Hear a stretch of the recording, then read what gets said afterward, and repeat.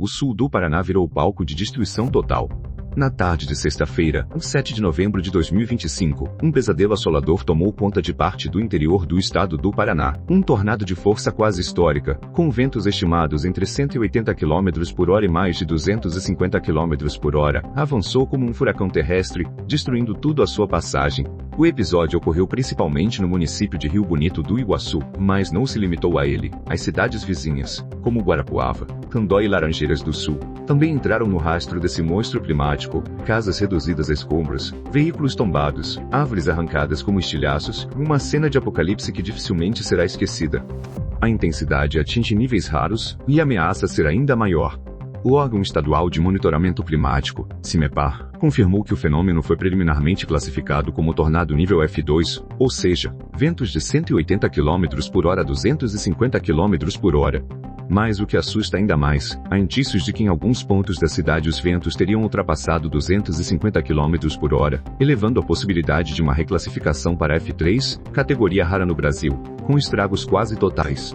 Tal grau de violência para um tornado no interior paranaense é praticamente inédito. O próprio governador do Paraná reconheceu que nos últimos 30, 40 anos, não se tinha visto algo assim.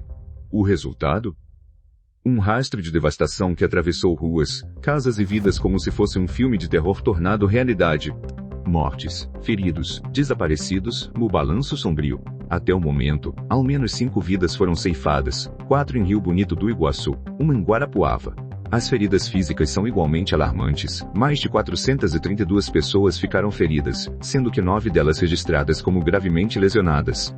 Outros 2, ou mais, moradores seguem desaparecidos, enquanto equipes de resgate e salvamento continuam a vasculhar os escombros e a atender chamados de socorro. Não são apenas números, são famílias que perderam tudo em minutos. Telhados que voaram, paredes que ruíram, geladeiras e camas arremessadas, pessoas que pisavam no chão de sua casa poucos instantes antes, e de repente se viam à mercê de destroços, da escuridão e do caos. A destruição material, imagens chocantes de uma cidade flagelada. Em Rio Bonito do Iguaçu, mais de 50% da zona urbana foi afetada por destelhamentos e queda de estruturas, segundo a Defesa Civil do Paraná.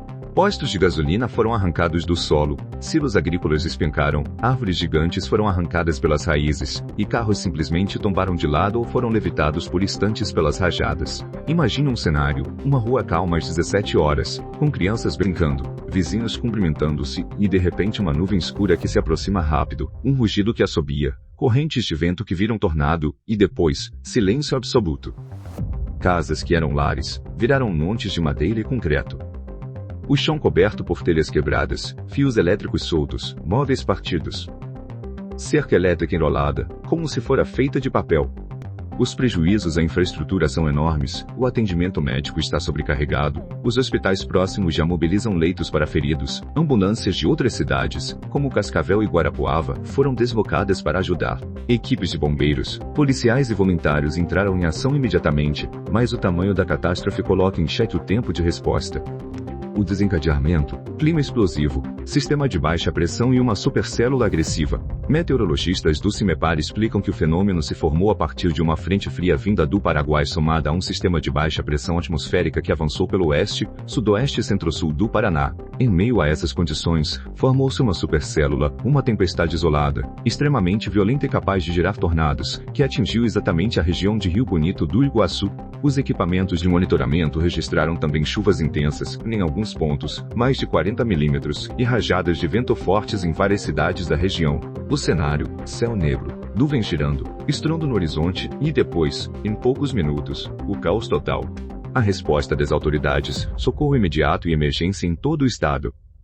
O governo estadual já se mobilizou. Já foram enviados para a cidade afetada telhas, 2.600 unidades, 900 cestas básicas, 225 colchões, 220 kits de higiene, bobinas de lona e outros itens de emergência. Além disso, o Defesa Civil Nacional e o Ministério da Integração e do Desenvolvimento Regional anunciaram ajuda humanitária federal, equipes de apoio, logística, recursos emergenciais para a reconstrução. No meio dessa mobilização, o governador tucano do Paraná afirmou que é difícil que alguma casa ou prédio comercial fique de pé diante de ventos dessa magnitude. Uma declaração que deixa clara a dimensão do desastre. Não se trata apenas de telhas arrancadas ou árvores tombadas, trata-se de destruição estrutural, de vidas partidas, de uma comunidade inteira que terá de se reerguer do zero. O impacto humano, vidas interrompidas, lares destruídos, uma nuvem de incerteza. Não basta olhar para os números friamente. Pense em mães que perderam seus filhos, pais que viram o telhado de sua casa sair voando, moradores que tentavam se refugiar e foram surpreendidos pela fúria dos ventos. Crianças assustadas, vizinhos que se abraçavam no meio dos destroços. A história de uma cidade no momento em que o céu desabou. Algumas vítimas foram encontradas debaixo de escombros, sem vida, outras levadas ao hospital com ferimentos graves. Diversas famílias estão desalojadas, obrigadas a dormir em abrigos improvisados, enfrentar o frio, a incerteza, a dor. A infraestrutura de água, luz, saneamento pode estar comprometida. Os relatos iniciais falam em colapsos generalizados. O chamado à ação, como ajudar, o que esperar, o futuro imediato. É urgente que a sociedade, o governo, ONGs, cidadãos, mobilizem recursos.